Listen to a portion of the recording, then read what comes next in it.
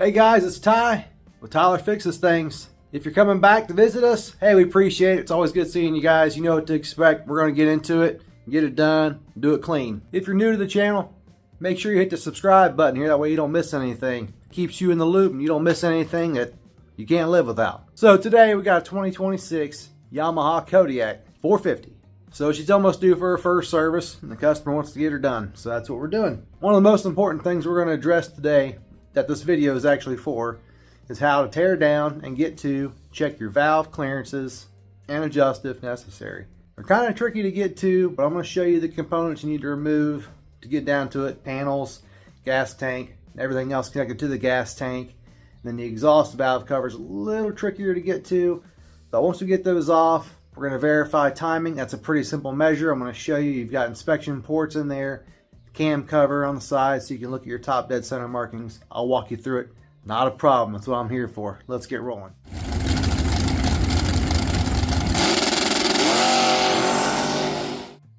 Alrighty guys, so I'm going to be your guide through this thing. I'm going to walk you through what we've got to do.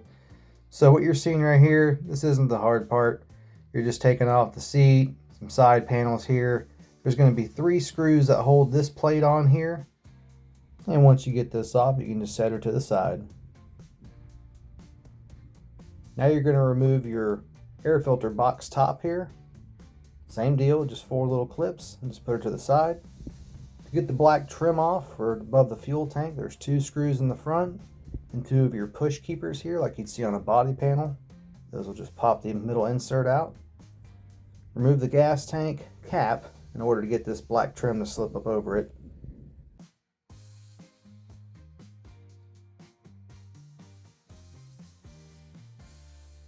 These panels, there's no really any keepers that hold them in place. They just slide up and out. And you'll notice here, we've got these little fingers, little grooves here that fit in nice and tight. So those will just slip out of there. Same with the other side. And I just put the gas cap back on to keep any debris out.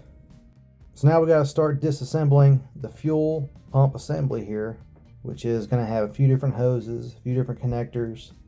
The best thing to do is disconnect the electrical connector going to the fuel pump. Try to start the engine and run it out of fuel. This is just going to take the fuel pressure off that line. That way you're not getting any fuel spray when you go to disconnect the barb. There's no special tools required for getting the fuel fitting off of here. It's just a little bitty tab that you got to open up on both sides. Give it a little push in and then pull out, and the whole fuel line will just slip out of place. It's a good idea to take pictures when you're disassembling this, that way you put everything back together. So you'll see this is what we look like right now, ready to pull the tank. There's 4 bolts that hold the tank in place, 2 in the back and 2 in the front. You'll see that one of them has a big washer and the other one doesn't, but just put them back how you took them out. There's nothing else holding the tank on since the assembly is all from the top. Next step, you've got to remove some of these zip ties right here. The zip ties are reusable. There's a little bitty squeeze tab on there you can pull to release the ties. Taking these ties off is going to allow us to remove this plastic plate here. There's also a hose on the bottom that goes, and it's kind of a pain in the butt, but if you reach under from the bottom side, you can get that to slip off of there, and it's not too bad. Maybe you have to twist it with some pliers to get it to release. Once you remove the side cover plate, you've got another plate that comes off of here, and this is going to get to your actual crank bolt, and this will allow us to rotate the engine to top dead center. Whatever we need to do to get this thing aligned, we're going to do our valve adjustment. You can see you rotate this counterclockwise until you're on the top dead center mark here, which is that horizontal hash. I just usually lock it in place with a zip tie, that way she doesn't move. This cam sprocket cover comes right off, 2 bolts. And inside of there, you'll see that vertical mark and the top casting, and that is how you know you're a top dead center. It's also a good time to check your chain tension, make sure your tensioner is working great. Verify top dead center by feeling for play on your intake and exhaust valves. The exhaust valve is kind of in a hard to reach place in here, so you have to get creative. You don't have a whole lot of space, so I recommend using this little setup here. I usually take this little bitty tip and a ratchet wrench and just stick it in here. That'll allow me to get into a tighter place. If you got a better tool, all for it. Do what you gotta do to get it off of there.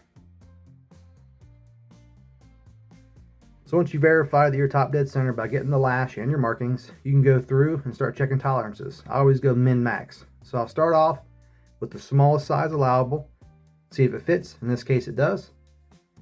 Then I'll match them up here and get the largest size possible and see if it fits, and it does not. So I know that my valve is within margin. We're going to do the same thing on the exhaust side. We're going to go to the minimum and maximum. If you need to adjust, these little wrench sets here are great. I bought these on Amazon, and they've got 3 different sizes for the wrench and 3 different sizes for the top. So the way these valve adjustments work on these guys is you've got your set screw and your adjustment screw. So if you're looking, the big one there is going to be your lock. So you'll loosen that up to break the jam, and then you drop the center down here to adjust your lash.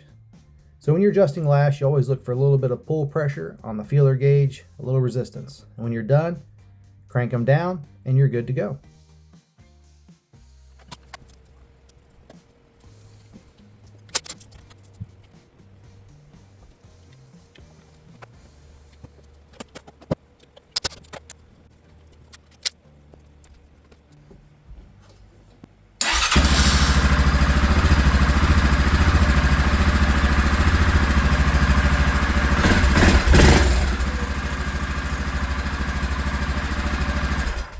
Thanks for watching, guys. I appreciate it. Hope you learned something. Hopefully I made your life a little bit easier if I can. God bless. We'll see you on the next one.